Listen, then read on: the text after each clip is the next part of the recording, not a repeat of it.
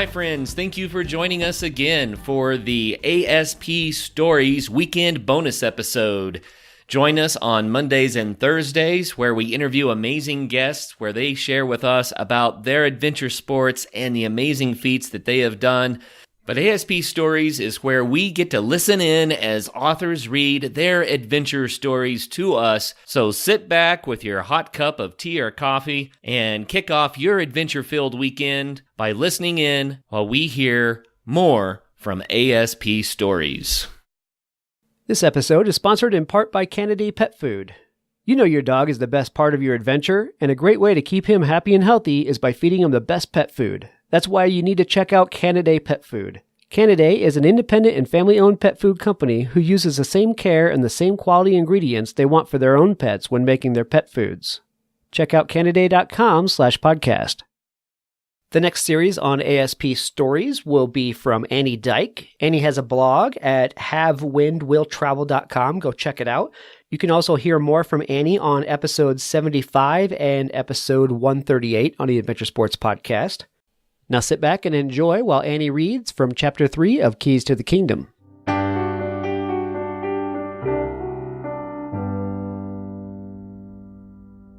Hi there, Annie here, salty writer, sailor, rum drinker, and dream chaser at havewindwilltravel.com. I've been writing a blog at havewindwilltravel.com, chronicling the adventures and more often misadventures of my boyfriend and I on our 1985 Niagara 35. Lots of really cool articles, how-tos, how-not-tos, and photos and videos there for you, and links to my books. I have 3 self-published sailing books, ranked number 1 on Amazon at one point in time. Very fun stories though, and feel free to go check them out.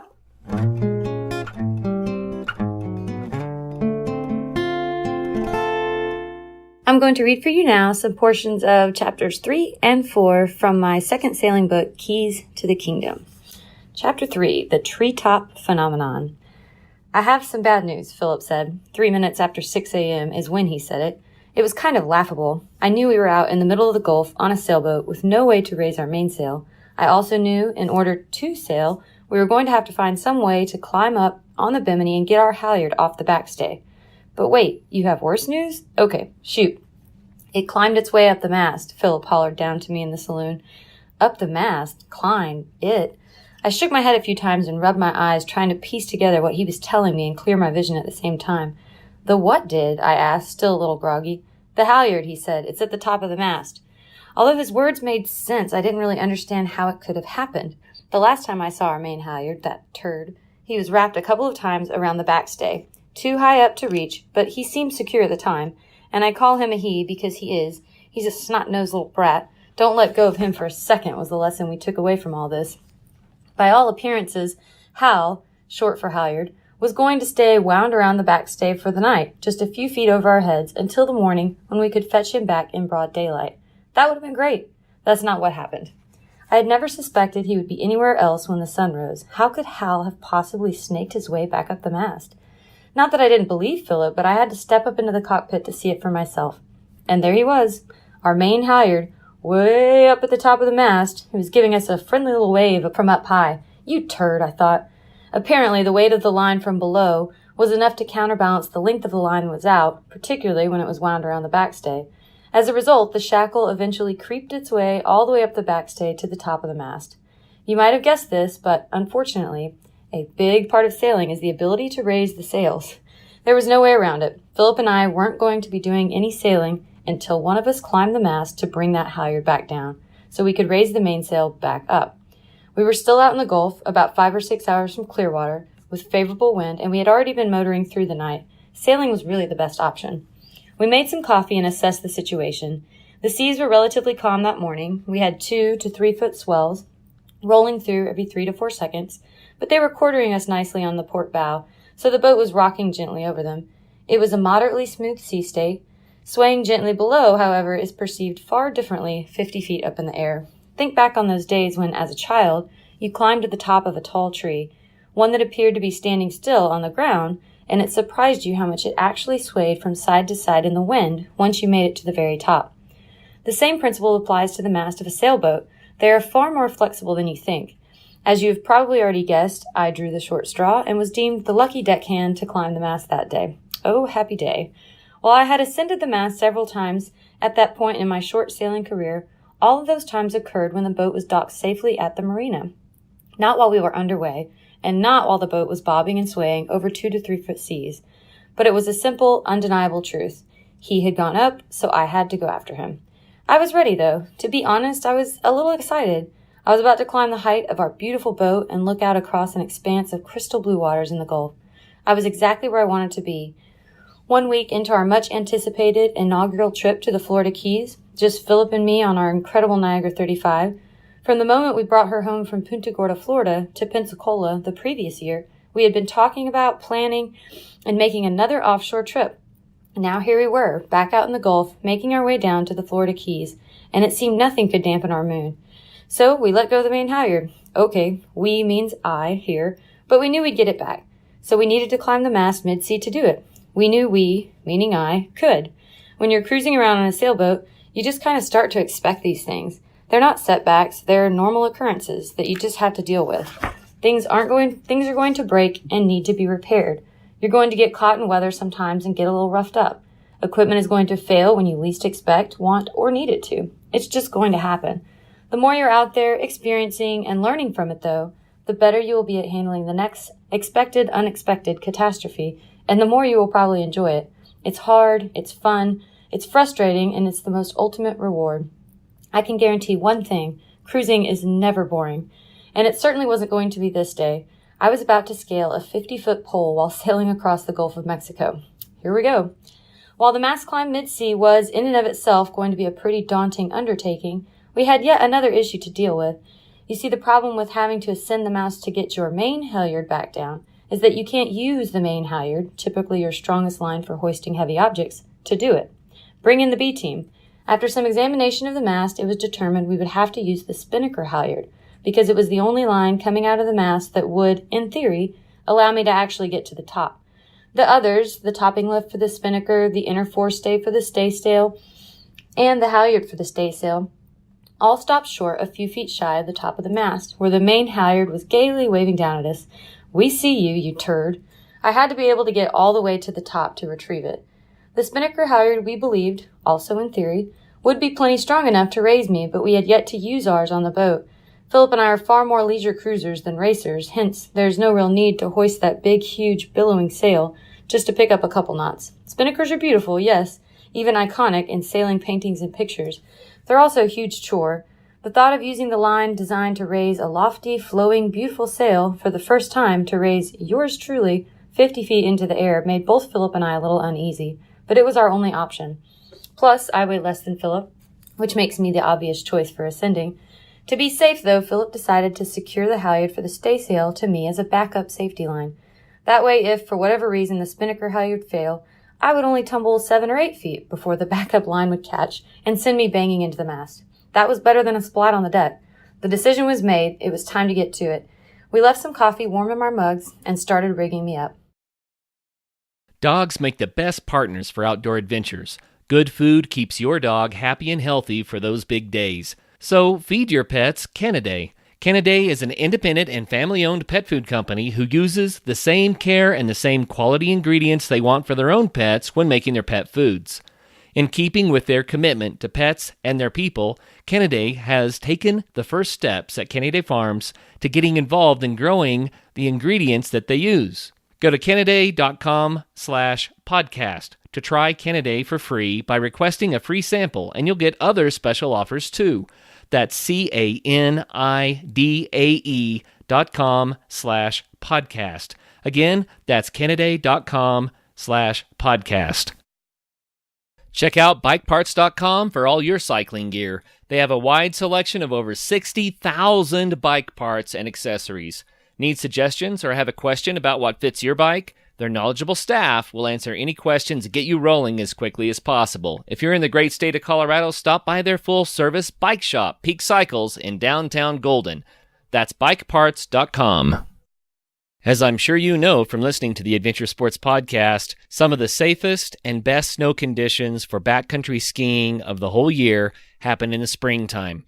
And Bentgate has the gear you need. Come check out the latest in alpine touring, telemark, NTN, and splitboarding gear. They have brands like Black Crows, DPS, Dynafit, G3, Icelantic, K2, Technica Blizzard, Arc'teryx, Mammoth, Solomon, Volley, Neversummer, Jones, and BCA. And you do need to be safe out there.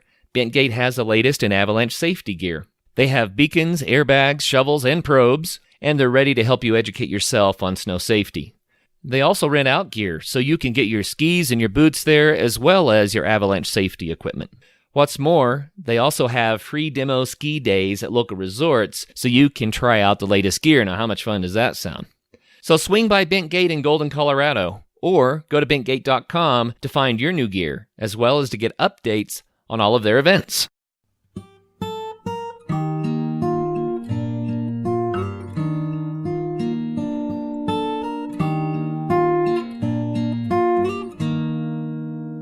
After some discussion, Phillip and I decided to latch our boat hook, yes, the same one I had rescued from dark waters the night before, to me.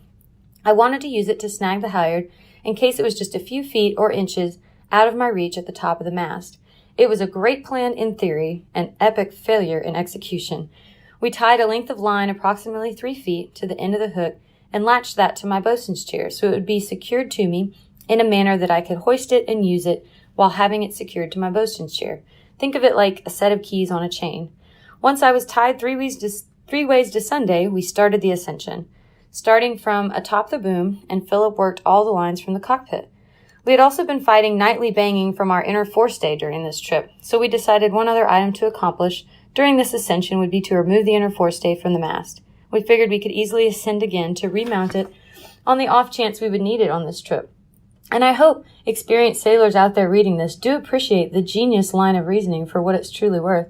Let's climb the mast in light seas. To take down a stay, we will need to reclimb the mast to remount in rough seas. Why would we do this? Because it was banging. Apparently, we like undertaking mid-sea mast ascensions in storm conditions more than banging. Clearly, it was a decision we would frown upon later, but that's the hilarity of hindsight. At the time, we thought it was a splendidly brilliant idea and added it to my list of mid-mast chores. Another downside of ascending using the spinnaker halyard is that it comes out on the fore bow side of the mast, so I had to climb on the front side of the mast where many blocks, pulleys, tracks, and a steaming light reside. These caused some pain as I was scraped and pulled across them, and proved decidedly fatal for our steaming light. As I was ascending, I watched the spinnaker halyard at the top of the mast, watching my backup safety line as Phillip intermittently cranked it in, and checking periodically to make sure the boat hook was still attached to me.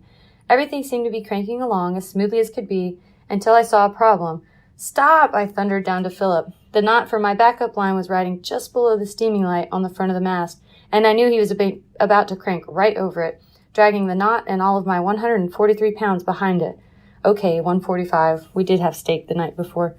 But with my being approximately 25 feet up already, trying to shout through wind and waves to Phillip back in the cockpit, he couldn't hear me.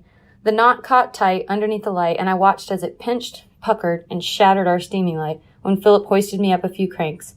I hated to see it happen, but, thankfully, it's not one of the more crucial lights on the mast, so, c'est la vie. It was about that time that what I like to call the treetop phenomenon started to kick in. It's startling how much the movement of the mast changes a mere 30 feet up, and how flexible the mast really is. She can really sway. And because she was, it became far more crucial that I cling to her, with both legs and arms wrapped tightly around and clenched together on the other side. I was literally a mast hugger. The mild 2 to 3 foot rollers we had felt below felt like 4 to 5 foot monsters at that height, and I was struggling merely to keep my body wrapped around the mast, much less ascend it. I knew if I let go, I would be toast. I would swing out just as wildly as the main halyard had, bang around every shroud in my 10-foot radius, and, assuming I didn't get wrapped around one, which would be really worse, would come swinging back and crash into the mast. All of this would occur with me unable to control which way I was turning, which limbs or body parts would hit where, and whether or not I would even stay conscious for the whole thing, much less alive. The mast was swaying in a huge arc, forward and backward, but I could not let go. It was the only thing that can ensure my safe ascent down. With the exaggerated rocking to and fro and my hands otherwise occupied around the mast, it was about that time that the boat hook came unfastened from my bosun's chair and fell the 3-foot length of line we had tied to it, like a pocket watch dangling at the end of its chain. Although I do not now believe a boat hook can do anything near as dainty as dangle, I watched as it began swinging and clanging wildly against the backs of my calves, my feet, and the mast. There was nothing I could do about it, though, but hold firm when I knew it was whipping and about to potentially strike me. It made quite a ruckus banging around up there, but I'll tell you, the worst sound was the groaning and creaking of the spinnaker halyard. I could see Phillip cranking hard below, 4, 5, 6 times around the winch, but the halyard would only seem to pull me up 3 inches, maybe 4, while letting out a gut-wrenching wail of exhaustion. You would have thought I weighed 400 pounds the way that thing was carrying on. Although I hope she can't hear me, I must admit there are times I doubted the spinnaker halyard could raise me any further. She was stretched so thin. I started to believe she must be right, so I clung all 400 of my pounds tightly to the mast with a kung fu death grip to help her with the weight. After a few clamorous bangs of the boat hook on the mast and my legs, I finally heard a hollow aluminum pop behind me. But this time there was a light tug on my rear and then a bit of weightless release. And there it went, the boat hook. I watched it fly freely, end over end, over the bimini, past the stern, twirling lightly through the air before it landed in the water a good 30 feet behind the boat. The thing is 4 feet easily, and it looked like a toothpick being flicked in the wind from up there. I suddenly felt so incredibly small, so frighteningly insubstantial. I think that's when the real fear kicked in. I knew now I wasn't going to have any kind of magic extender to help me reach out to grab the halyard when I got to the top. Stretching to it would likely mean extracting my battered body from the safety of the bosun's chair, a proposition I was not yet willing to entertain, as my thighs were tiring, and I was still swinging wildly 3 feet one way and another, 3 feet back in the waves. But I was already up there. It was now or never. Just a few more feet. Phillip and I both watched the boat hook hit the water and float away. We met eyes for a moment and simultaneously decided there was nothing that could be done. We couldn't stop everything to turn around and rescue it this time. It was gone.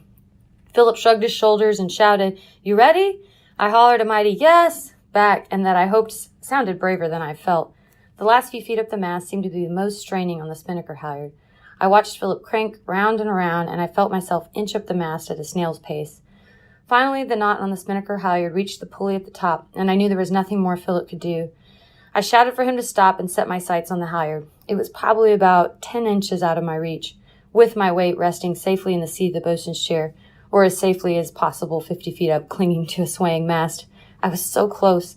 I gripped my bare thighs around the aluminum. They were already scraped and red and bruised from all the gripping I had done during the climb. They hurt, but I didn't care. I squeezed tighter, and they clung. I knew I was going to have to climb the last foot of the mast on my own, with no safety chair, just my bruised and battered appendages holding my tired body tight to the mast and inching it upwards. There was no other way. The boat heeled left, then right, as a roller came through. As soon as it passed, I went for it, inching my way up with quivering thighs, the heat from the bosun's chair leaving me quickly and the wind chilling my backside, reminding me of the indifferent emptiness beneath me. All right, thanks for listening to this episode of ASP Stories with Annie Dike. Annie will be back with a few more readings in the weeks to come. In the meantime, check out her blog at Have When Will Travel, and you can hear her other episodes on episodes 75 and 138. Thanks for listening, guys, and enjoy your weekend.